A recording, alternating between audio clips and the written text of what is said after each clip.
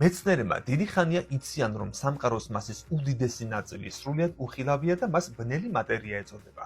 ამ უკანასკნელის აღმოჩენა მხოლოდ გრავიტაციული ზემოქმედებიდან შესაძლებელი. ანუ მას ელექტრომაგნიტური გამოსხივება არ აქვს.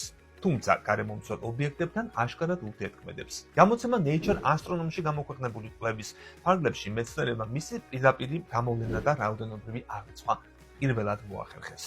ჩვეულებრივი მატერია კოსმოსის მხოლოდ 16%-ში ადგენს. ის სხვადასხვა ტალღური სიგრძის სინათლეს ასხივებს, ამიტომ შეგვიძლია დავინახოთ. ამის მიუხედავად მისი დიდი ნაწილი იმდენად არის გაფანტული, რომ თითქმის უხილავია. ასეთი განაწილების გამო ასტრონომებს სამყაროს ჩვეულებრივი მატერიის დაახლოებით ნახევარი დღემდე დაკარგულად მიაჩნდათ. მის აღმოსაჩენად მეცნიერებმა სწრაფი რადიო აფეთქებები FRB გამოიყენეს, რომელთა სიკაშკაშეც ჩვენ შორის არსებულ მატერიას ანათებს. მათ 69 ასეთი აფეთქება შეისწავლეს. მათგან 39 ოუენსის ველზე განლაგებული 100 რადიოტელესკოპისგან შემდგარი DSA სისტემის მეშვეობით აღმოაჩინეს.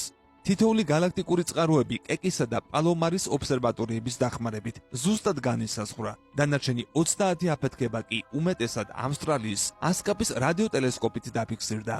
კვლევის შედეგებმა აჩვენა, რომ სამყაროს ჩვეულებრივი მატერიის 76% გალაქტიკებს შორის სივრცეშია გაფანტული. დაახლოებით 15% მათ გარშემო არსებულ ჰალოებშია, ხოლო მხოლოდ მცირე ნაწილი თავად გალაქტიკებშია კონცენტრირებული, ვარსკვლავებსა და ცივ აირში. ეს განაწილება თეორიულ მოდელებთან შესაბამისობაშია, თუმცა პირდაპირი დაკვირვებით პირველად დადასტურდა. გამოიწერე კოდის YouTube არხი. ნახე უამრავი საინტერესო ვიდეო სხვადასხვა თემაზე.